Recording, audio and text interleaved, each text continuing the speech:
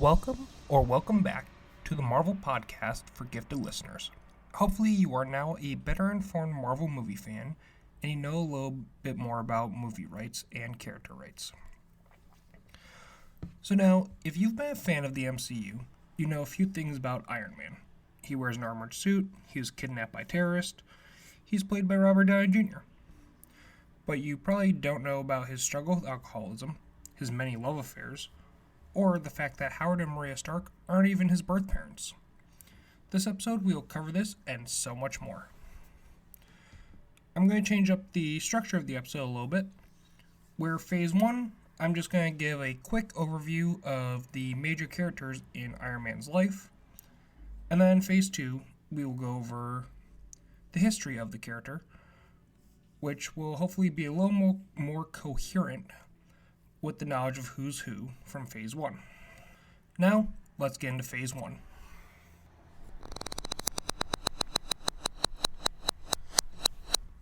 So, to start off, we have Tony Stark, the Iron Man. Howard Stark, the founder of S.H.I.E.L.D. and Tony's adoptive father. Maria Stark, Tony's adoptive mother. Amanda Armstrong, a S.H.I.E.L.D. agent and Tony's biological mother. Jude, a S.H.I.E.L.D. agent and Hydra double agent, and Tony's biological father. Arno Stark, Tony's adoptive brother, and the biological child of Howard and Maria Stark. Rigelian Recorder 451, a Rigelian robot who would genetically modify Arno Stark to be the pilot of the God-Killer weapon on Earth. Morgan Stark, a cousin of Tony who gave Howard his stakes in Stark Industries and later felt betrayed by the Starks. Obadiah Stane, Howard/Tony Stark's industrial rival and the supervillain known as Ironmonger. James Rhodey Rhodes, one of Tony's best friends and the superhero known as War Machine. Pepper Potts, Tony's secretary and eventual personal assistant and ex-wife of Happy Hogan. Happy Hogan, a former boxer and Tony Stark's personal chauffeur and bodyguard, and the ex-husband of Pepper Potts. Jarvis, a human butler of Howard and Maria Stark, then Tony Stark, and then he would eventually be a butler to the Avengers. The Mandarin, wielder of the 10 Makluon rings and one of Iron Man's recurring villains. Justin Hammer, he is a recurring antagonist and business rival of Tony Stark. And Kirsten Witt, a man who claimed Tony stole his father's designs for the Iron Man suit and wanted revenge on Tony. And then, one quick note before we get into the history of Tony Stark. His origins were originally created during the Vietnam War, and every few decades or so, anytime his origin was related in the comics, the war would be updated for just the times. So, in like Iron Man in the MCU, it would be the Afghanistan War. But, like I said, originally it was the Vietnam War. And with that, let's move on to Phase 2 with the birth of Anthony Tony Stark.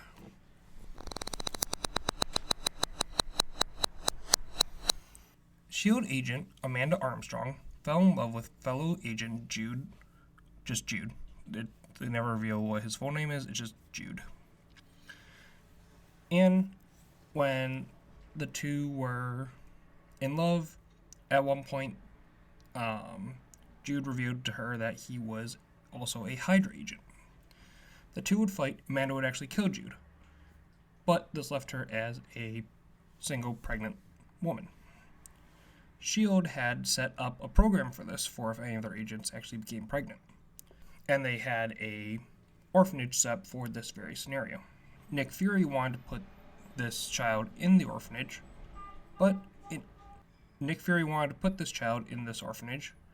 but instead Howard Stark overheard this and took the baby, keeping Amanda's one wish to name the child Anthony. The reason that Howard took this child is because him and Maria were trying to have the child of their own, and they had managed to conceive a child, but there was a complication with pregnancy, and the child would not be able to survive outside the womb. After Howard Stark had saved the Rigelian recorder 451, 451 would offer to genetically modify the unborn child, but Howard found out that when 451 was modifying the child, he put in a kill switch that could just end the child's life whenever. When Howard found this out, he began messing with the genetic code, but when Arno was born, he had to be put on permanent life support because of the genetic meddling that Howard had done. And since the world knew that the Starks were about to have a baby boy, that is why Howard would go on to adopt Tony, because just as a decoy. And Arno would live at the Maria Stark Hospice Center for most of his life. Starting at age 5, Tony would start to build stuff with erector sets, because to him, he said machines made more sense than people. And the example of this would be how Howard Stark he'd be perfectly happy, dancing with Maria, enjoying a song, take a swig of his whiskey, or scotch, whatever he was drinking, a brown alcoholic liquid. Then he'd immediately throw off and be like, ugh, I hate this song, I don't want to dance this anymore, I don't know why we even bother. And so this confused Tony. And also when Tony started to get a little upset, Howard would tell him, no, Starkmen are made of iron. You need to toughen up. At age 7, they sent Tony away to boarding school because Howard felt that he was too soft still. And so before he was sent off to boarding school, Howard had a little chat with Tony and said, listen, gold is soft, silver is brittle, but iron is strong, and Starkmen are made of iron. While at boarding school, Tony began reading stories about armored knights putting the greater good in front of themselves, possibly, influencing him later in life. At age 15, he graduated from MIT with a master's in physics and engineering. After leaving MIT, he would go on to Cambridge to study abroad, and he met Cassandra Gillespie, who was the daughter of a business rival of the Starks. When they first met, Tony would actually get tased because she had a bunch of bodyguards and no one was supposed to be talking to her. But after there's an apology issued to Tony, he went to dinner with her family. After dinner with the family, they were ambushed by Hydra because the Gillespie family had betrayed Hydra, and Tony saves the family but gets shot. When he's brought to the Gillespie home, they have their doctors work on him and put him in a sling. Tony has a conversation with the mother about how his father is a business rival to her, and it actually goes pretty well. They get returned to Cambridge, and Howard shows up and drags Tony back to the States because he doesn't want Tony associating with the Gillespies. And also, Howard has this weird thing how American doctors are better than European doctors, and tells him, yeah, I don't care that those Spanish doctors looked at your arm, you're getting tested by a real American doctor. A weird bit of European racism on Howard's part. And so when they return, Howard will keep Tony locked in the New York Stark mansion, telling him that Cassandra is a honeypot. Tony doesn't understand, and Howard explains that it's a spy term for when someone pretends to love you, but then they're just using you to get information. Tony doesn't believe him. He believes that Cass actually loves him, and so he breaks out, gets to London, and he convinces her to run away with him. When they're on a boat in New Zealand, Tony confesses that Howard had told him that Howard had told Tony that he believed that Cassandra was a honeypot. And Cassandra actually does reveal the truth to him, and this breaks Tony's heart. And he blames this as the beginning of his trouble with women, believing that this is why he can't have a stable relationship with women.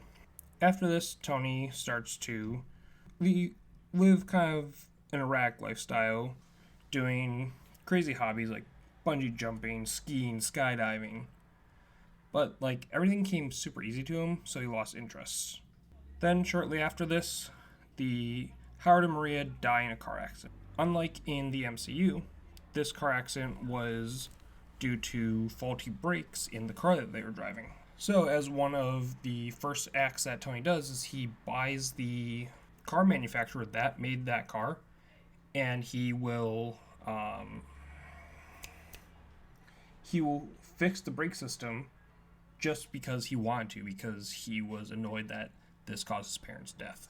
And this would be his new purpose in life, is finding fixes to broken things, essentially. Or at least it was, until he got bored again. Tony made weapons and technology for the military, and he was actually over in Vietnam doing a demonstration of a super magnet, actually, not the Jericho missile. When he was done with his first demonstration of a super magnet, Tony was heading on to the next demonstration when he activates a tripwire, setting off a booby trap, and cause shrapnel to be near his heart. The enemy doctors said he only had a few days to live until the shrapnel got to his heart, and so they would convince him to make weapons with what time he had left. And as we know, in captivity, he goes on to make the Mark I armor. After Tony's first day of building weapons, they give him an assistant, Ho Yin Sen, which we meet him in the first Ironman film. And Tony actually knew of Ho Yin Sen from before because he read his books in college. Tony shares that he is going to build the Mark I armor with Yin Sen, and they get to work doing it. And also, the chest plate for the Mark I is basically the arc reactor that we see in the movies. And just as we see in the first movie, when they boot up the suit so Tony can escape, they need more time for it to boot up. So Yinsen runs out to distract the guards and gives Tony more time to escape with the suit. And when he gets out, he does destroy the entire enemy camp and flies away. Or actually, he doesn't fly away, he actually walks away into the night. And that's kind of how the very first story of Iron Man ends. Iron Man did premiere in an anthology series, Tales of Suspense. And I just have a little side note on the book that he appeared in. And it's just about the last story that was in the book. It was just an interesting twist on the Adam and Eve mythos, where in this story, humans are fleeing Earth because the sun is dying. Right as the last humans leave Earth, there's one couple that stays behind because this is their world and they want to stay there. And just as they are basically accepting their fate, a new sun explodes, and the two humans look at each other and go, well, we have to repopulate the Earth.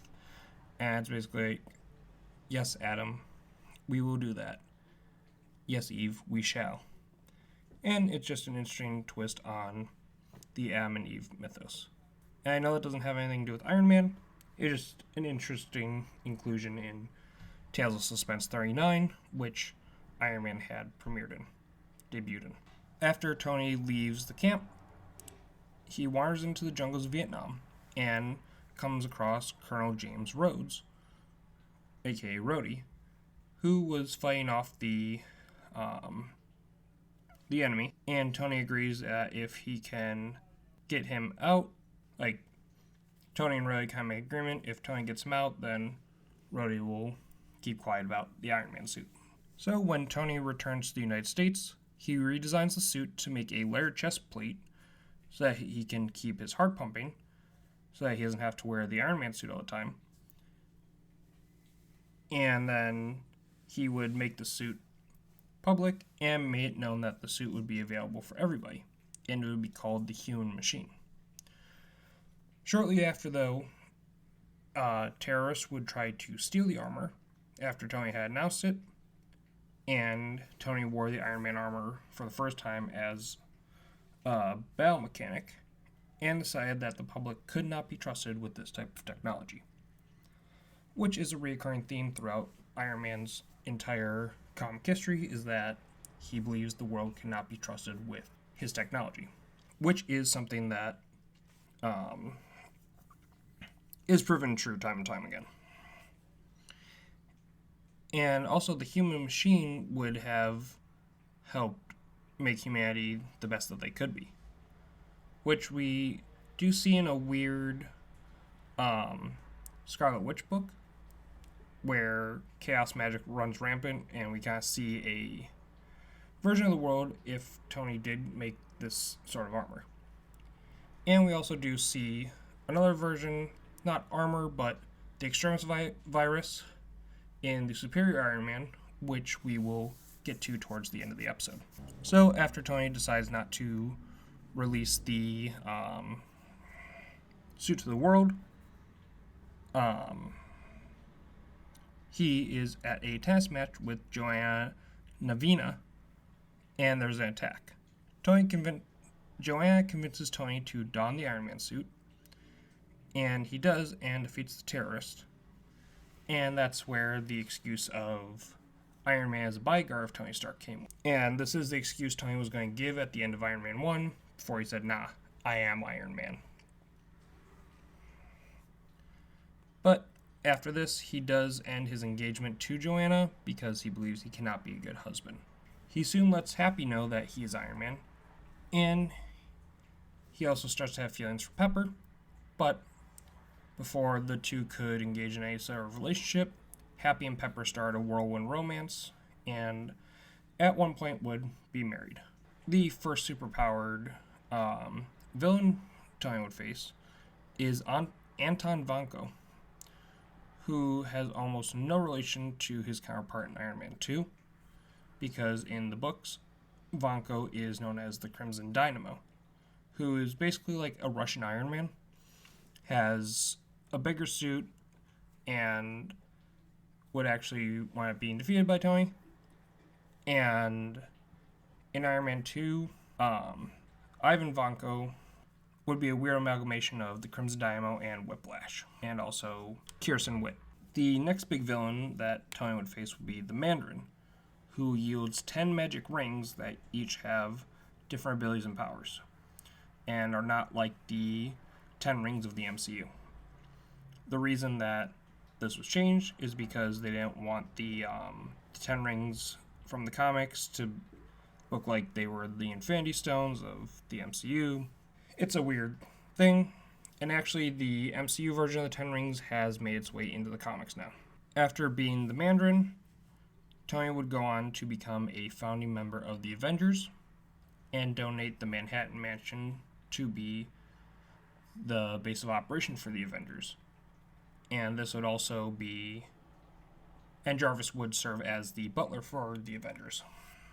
Tony would suffer 2 serious bouts of alcoholism. The first he was able to manage, but the second one caused him to stop being Iron Man, and he would hand the suit over to Rhodey for the time being. During his second bout of alcoholism, Tony would lose Stark Industries to Obadiah Stane, and Stane would rebrand the company to Stane Industries. This is actually a comic I had when I was younger. I mean, I still have it. And the cover I always thought was interesting because it showed Stark Industries, the sign, and it was a crane taking the RK off and replacing it with the NE, while Tony's saying they're all drunk and watching it. After Stane took over, he told Iron Man that if he can find Indries, a woman who was surgically made to be irresistible to any man, then she might be able to get Tony to stop drinking, since she is the one who got him to start drinking again in the first place. When Rhodey gets to her as Iron Man, he's actually able to resist her looks because he thinks she's too perfect. And also she explains that she cannot make Tony stop drinking because there is something in him that would make him want to drink. She didn't actually get him to start drinking, she just kind of like pushed it a little bit and boom, he started drinking. Rhodey then returns to Stane and tells him that he released Andreas and that the fight for Tony's recovery is not over. Stane then tells him that the armor belongs to Tony Stark, or the armor belongs to Stark Industries, and since he owns Stark Industries now, he owns the Iron Man armor. Rhodey basically tells him no. And then Rhodey would go on to break into Tony's lab which was guarded by the Knight, which was a living chess piece designed by Stain to act as muscle. But Rhodey would get access to all the suits and launch them into the Atlantic Ocean, and S.H.I.E.L.D. would move to collect them. S.H.I.E.L.D. would not get them, but they would be gathered by the U.S. government and put into deep storage. Shortly thereafter, Rhodey had truly began to enjoy being Iron Man, and thought that after Tony became sober, he would want the armor back. And this caused Rhodey to get really angry and annoyed at Tony. And that was because the Iron Man suit had not been properly calibrated to Rhodey's brain. So the electrodes in the helmet would basically make him angry towards Tony. After Tony donned a simpler suit, he was able to calm Rhodey down, recalibrate the helmet for Rhodey, and the two would operate as Iron Men. Tony would eventually leave New York City and go to the West Coast and join the West Coast Avengers. While with the West Coast Avengers, Tony would upgrade his suit, and then Stain would steal the designs for an earlier suit, and thinking that Tony might actually recover from alcoholism, and he became the Ironmonger. After a battle with Tony, and Tony defeats him, Stain actually goes on to kill himself, which, yeah. Now with Stain gone, Tony recovers his fortune and decides to start Stark Enterprises in Silicon Valley. During what is known as Armor Wars, Justin Hammer would hire Spymaster to steal Iron Man armor designs and sell them off to criminals. Tony, disgusted by these actions, finds Hammer and destroys the blueprints that had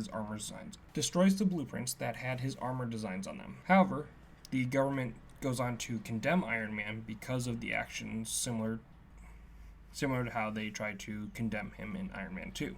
And except in the comics, Stark says that the person who he says that Iron Man was fired as a Stark Industries employee, and he would make up a false identity for the pilot of the Iron Man armor and hand it over to the government.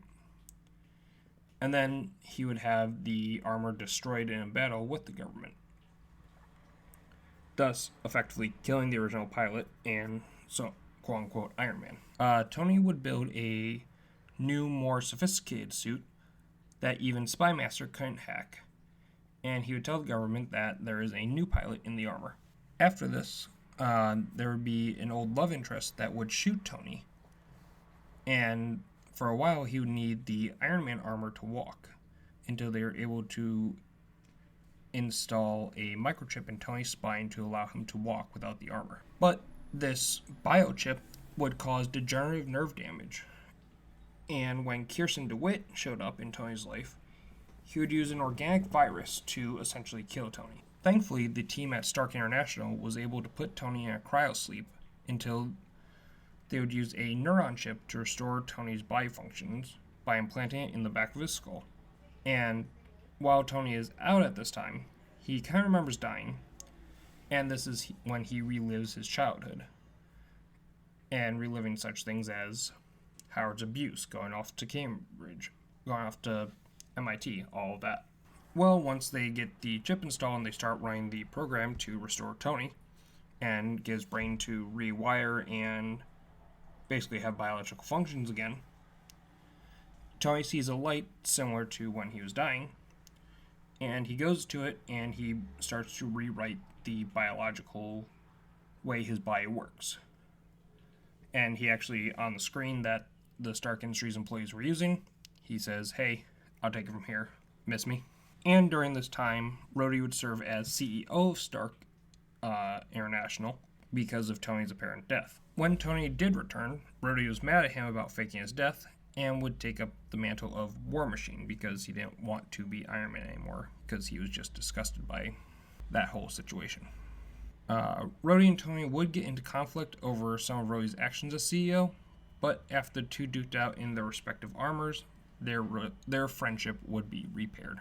Tony would go on to dismantle the West Coast Avengers and establish Force Works, where they used a combination of the Scarlet Witch's powers and a Hex mainframe to predict attacks and natural disasters and try to be proactive about them, so that they could revenge them. At this point, Tony's secret identity had kind of gotten out because of, just a whole bunch of other stuff. And so Tony would battle a villain named Mentalo. And after beating Mentalo, he would secretly use the villain's global mind control device to wipe his secret identity from everyone's minds. And then he would go on to tell the people he truly trusted. And this actually would kind of work similar to the spell in the Spider-Man One More Day storyline, where once he told them, hey, I'm Iron Man, they would remember all the stuff he did as Iron Man. While fighting Whiplash, Tony was struck by lightning, causing his armor to become sentient. And eventually it was revealed that it wasn't just that the armor was sentient, it was actually being taken over by Ultron. And the armor would think it would be better than Tony and try to take over Tony's life. But eventually the armor would sacrifice itself to save Tony because of Tony's failing heart. A little bit after this, Tony would suffer technophobia, and he would give up being Iron Man and Tony Stark. He would give away his fortune and work as Hogan Potts at an electronics store. Eventually, Tony started to get more ideas, and he really couldn't stay away from inventing, and he would make a new set of armor. And he would work on the Mark 19, which would be known as the SKIN armor, or the skin armor. And basically, the material he used was kind of liquidy, and it would be as bouncy as a basketball, but once it hardened, it would be hard as adamantium. Ultron would also attempt to use this armor, and so Tony wound up abandoning the armor and upgrade to the Mark 20. Throughout his time as Iron Man, Tony would patent a lot of technology, including a lot that would be used in the Iron Man armor. The Department of Defense would seal away these patents because they were too dangerous to be used by anyone other than Tony Stark. The Undersecretary of Defense, Sonny Burch, would unseal these patents and sell them to government contractors to make them look good and get these contractors contracts with the government. They get a little kickback, or he would get a little kickback. Tony discovers this when there's 2 failed attempts to use these patents that cost and almost cost military lives. When Tony finds out about this, he confronts Burch, and Burch basically tells him, you can't do anything, and the President and Chief of Staff won't do anything either. So Tony just goes straight to the President, which in this comic was George H.W. He's even depicted, in the comic. And after talking with the President wants to name Tony as the Secretary of Defense. But Senate had to vote on him to be Secretary of Defense, and so that's what Tony works on for the next few days. He actually will give up all his stocks in Stark Industries and make it publicly known that he is fighting for the American people. And he will try, as Secretary of Defense, to make it, he would make a promise that there would be no more deaths in war if he was Secretary of Defense. During his Senate hearing to see if they will accept him, he actually gets an almost unanimous no. But because of all this technology that Burch has been selling off, there was a crisis.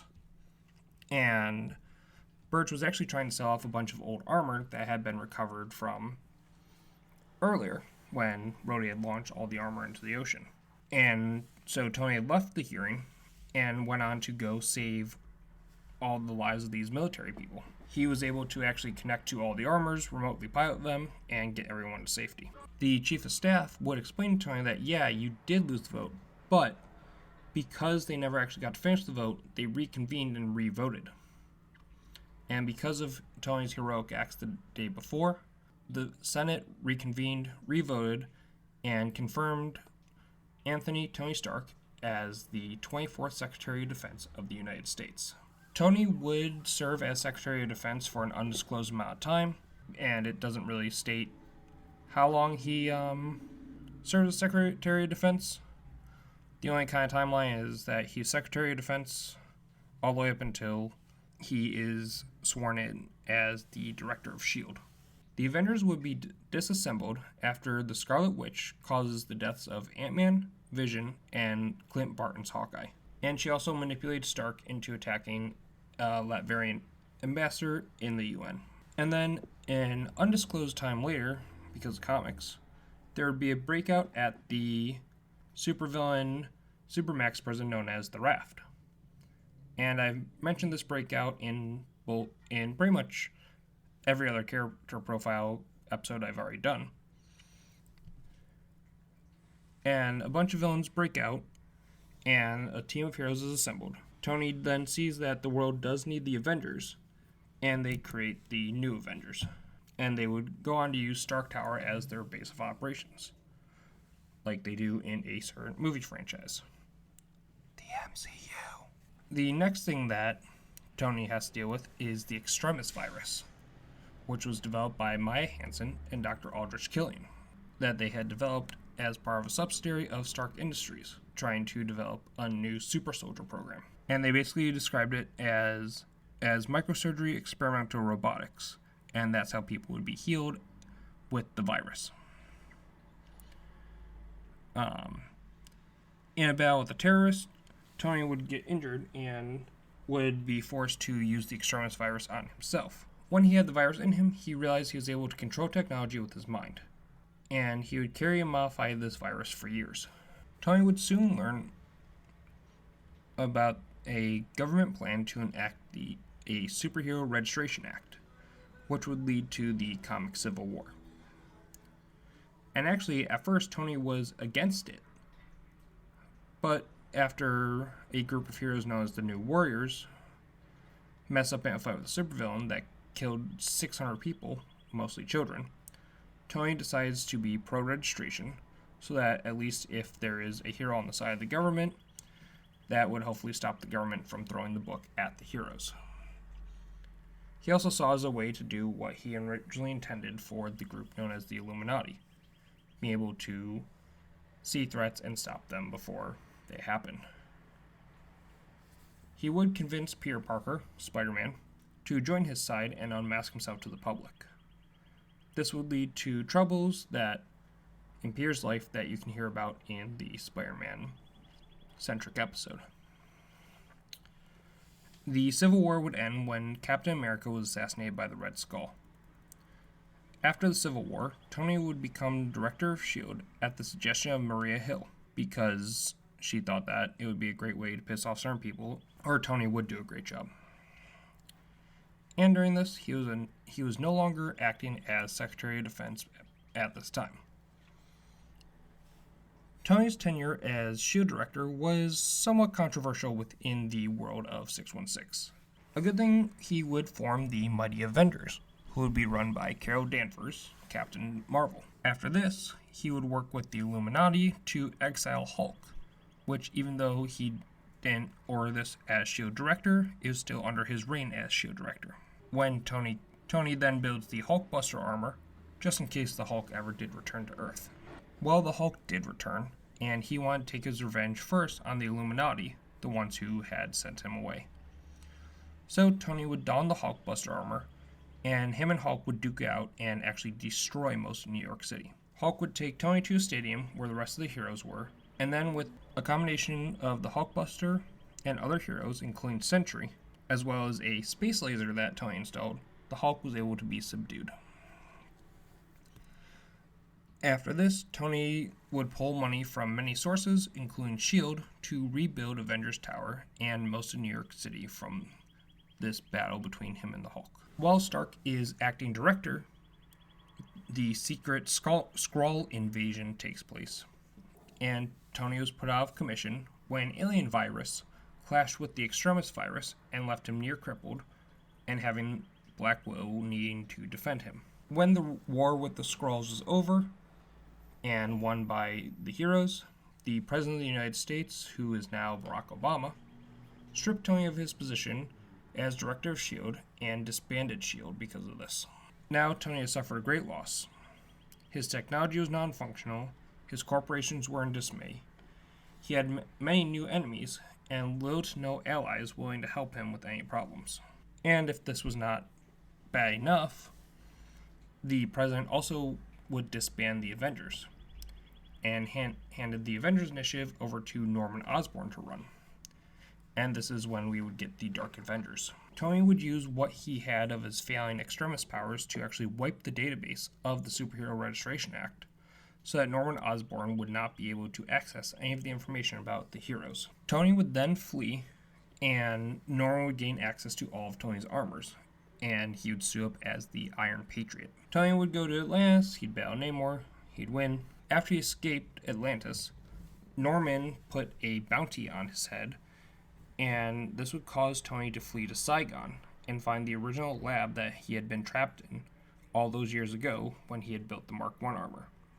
He was able to reconstruct his Mark I armor, which he had used because of how bad the Extremis had gotten. It was the only technology simple enough that he would be able to pilot. Norman and Tony would face off, but because this armor was worse than the one that Norman was wearing, Norman would actually beat the shit out of Tony. And Pepper was able to capture this on video. It went viral. And so Norman would be stripped of his position, but Tony was put into a vegetative state because of this, and Donald Blake would be in charge of him, as Tony had made him his power of attorney. Tony would have a plan to boot himself back up, but to do so, it would actually be somewhat complicated. He would need the electromagnet from the suit of armor Pepper was using, be put onto his chest. That would run his biology. A backup of his memory from a hard drive from Maria Hill to be put into him. And then he would need to channel Thor's lightning through Captain America's shield to revive him. But this does not work. So they then call in Doctor Strange to help revive him now. The Ghost tries to stop them, but the team helping revive Tony is able to stop them.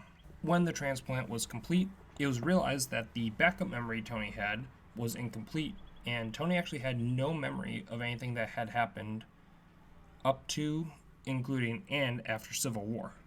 And when he learned about the events of Civil War, he actually was disgusted with himself. After there was a siege on Asgard that most of the heroes were involved in, but Tony was out of commission for, the Superhero Registration Act was repealed, and Tony would reconcile with Thor and Captain America.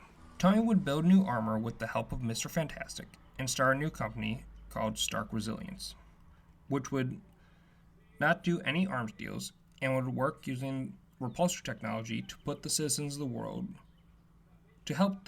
world with using it as a energy source, kind of what we see in the first Avengers movie. Odin's older brother Kull wanted to rule Earth, and he would have his group be known as the Serpents.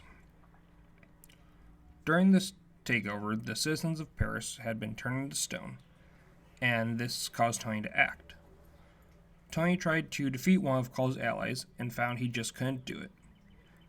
And so the Allfather grants Tony access to Nidavellir. There, Tony would have a slight relapse of alcoholism because of the guilt he felt over the citizens of Paris, but to sober up enough to make weapons to aid in the fight against the Serpents. He would make his own armor, and he would also make weapons for everybody. After this event and the loss of Thor, Tony would actually destroy all the weapons on Nidavellir and convince the Allfather to help reinstate the people who were statues in Paris. And then he would return to Earth and quit drinking again. Tony would battle the Mandarin again. He would isolate himself after this battle and actually leave Earth for space to try to recover and rediscover himself. But when he returns to Earth, his life on Earth is put into question, and he takes up an offer by Star-Lord to become a Guardian of the Galaxy. While in space, Tony meets Rigelian Recorder 451, where the Recorder recounts Tony of his seeming birth and right to pilot the Godkiller armor, because Rigelian thinks this is Arno.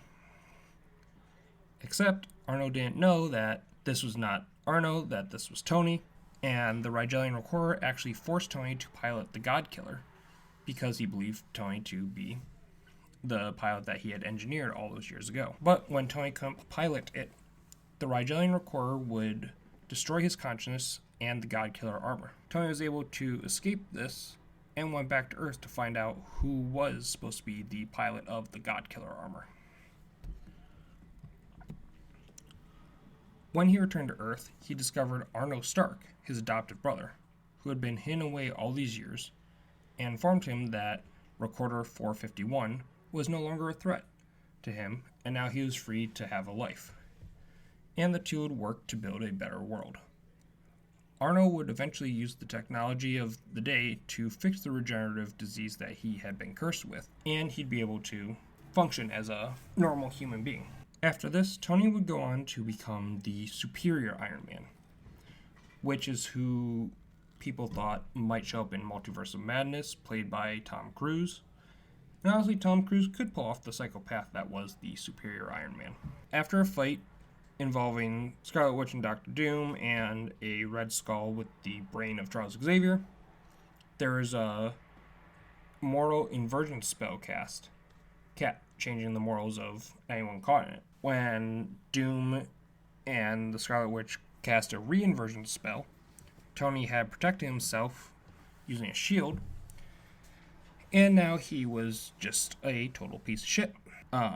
He would go to San Francisco and put the Extremis virus in the water supply of San Francisco. And he did this because in San Francisco they can't have bottled water in the comics.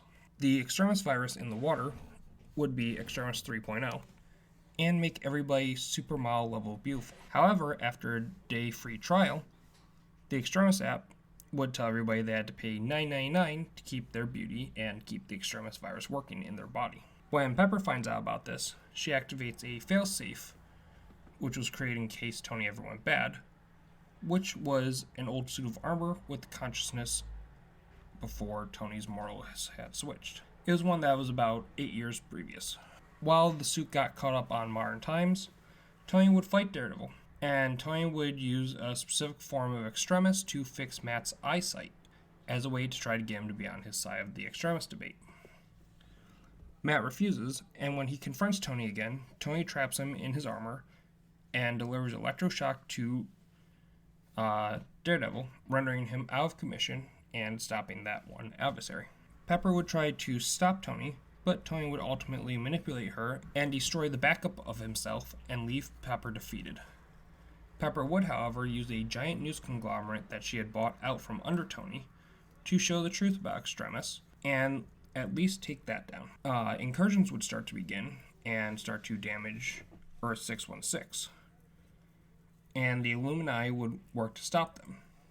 But the last incursion from Earth 1610 would see the shield from 1610 invade 616, and eventually the incursion would destroy both Earths. After 616 was restored, the moral compass of Tony had been restored, and there was no trace of his quote-unquote superior self in this new reality. Then we would get the second superhero civil war, where a new Inhuman known as Ulysses would be born, and it seems that his power allows him to see visions of the future. Tony sees this, he questions this, but Carol Danvers thinks that this is the way to prevent more deaths.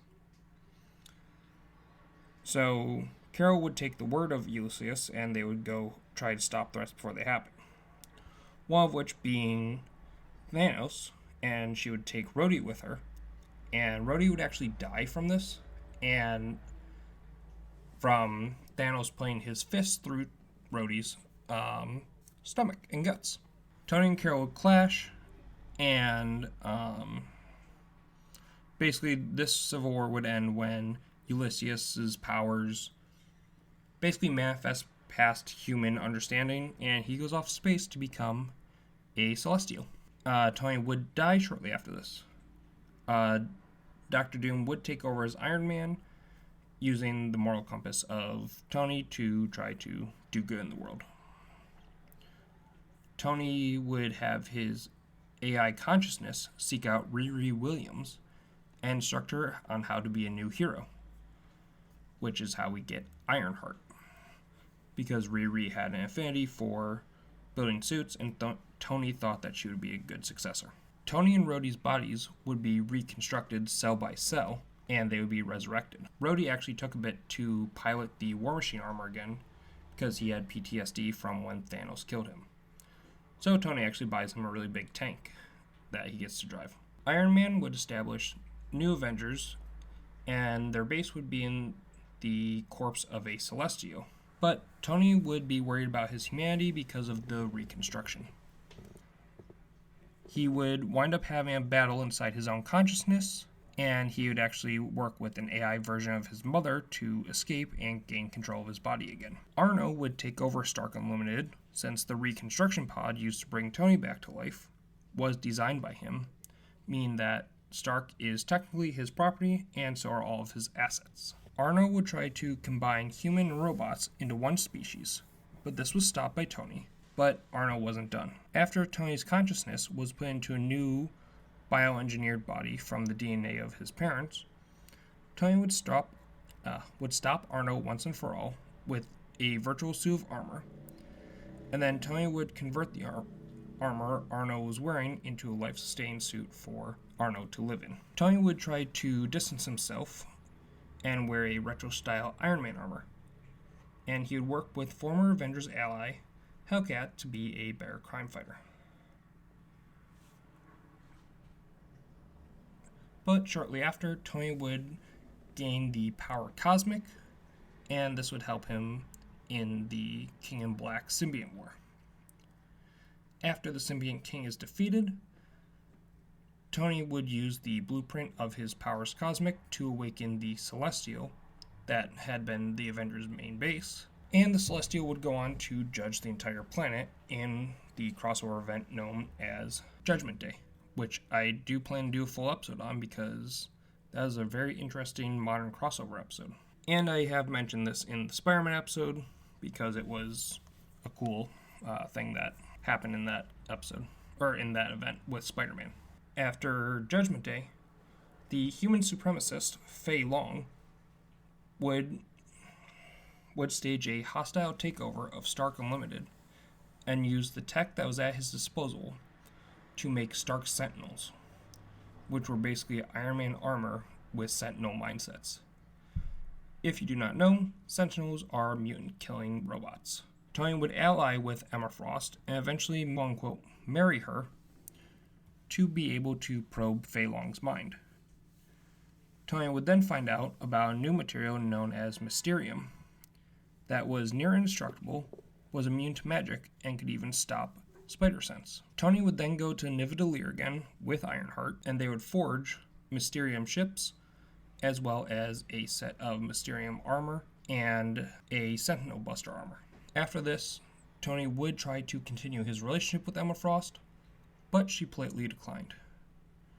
But she did use her vast resources to help restore Stark's fortune, and he took control of Stark Unlimited again. The Roxxon Oil Corporation would resurrect Justin Hammer and try to take over Stark Unlimited from the inside. The war between Stark Unlimited and Roxxon Oil is still going on when I record this episode. And with that, we have covered the life of Anthony, Tony Stark, the first Iron Man. From being told he needs to be strong like iron, being sent to boarding school, being betrayed by the woman he loves, getting shrapnel in his heart, and becoming the ironclad hero Iron Man, Tony had a somewhat long life. I only say somewhat long because of how many times he died and came back. So, now let's go over the top 5 things we learned in today's episode. Number 1. Tony Stark was not the biological child of Howard and Maria Stark, but was treated as their own. Number 2. Tony was originally in the jungles of Vietnam for a military tech demonstration and sets off a booby trap that causes the shrapnel in his heart, and his captors didn't even know who he was at first. Number 3. Tony started off as Iron Man using the cover of Iron Man being his bodyguard, but would have to leave the mantle a handful of times due to alcoholism. Number 4. Tony has held many positions, such as CEO of multiple Stark-named companies, a founding Avenger, Secretary of Defense, and even director of S.H.I.E.L.D. And number 5. Even when Tony tries to give up being Iron Man or his inventing lifestyle, he always returns because the desire to create and build is too great. I hope you enjoyed this look into the life of Tony Stark / Iron Man. I tried a new format out for this episode, so I'll see how it's received and possibly use it for future character profiles. If you want to know more specifically about some of the arcs of Tony's life, please let me know, because I would be happy to delve deeper into certain storylines. These profile episodes are meant to be more of an overview of the character, and the specific storylines will be dived into deeper in future episodes, because these episodes are already clocking in at an hour, and if I went into every storyline, they would be 2-3 hours. The next episode I will be doing will be about the super team known as Thunderbolts, mainly because the movie's coming out and I only know so much about them. I'm going to find out how they started out, who's been members, and how does it relate to the movie that is about to come out. So, join me next time to learn more about this. This episode was written, recorded, and edited by myself, James Bazinski. Intro music, outro music, and sound effects sourced from freesound.org. You can find us on Instagram at TMPFGL, YouTube at The Marvel Podcast for Gifted Listeners, and on TikTok at TMPFGL. Any feedback, questions, or suggestions can be emailed to tmpfgl@gmail.com. Please like, subscribe, comment, and rate the show wherever you listen. Until next time, gifted listeners, thank you for listening, and Excelsior!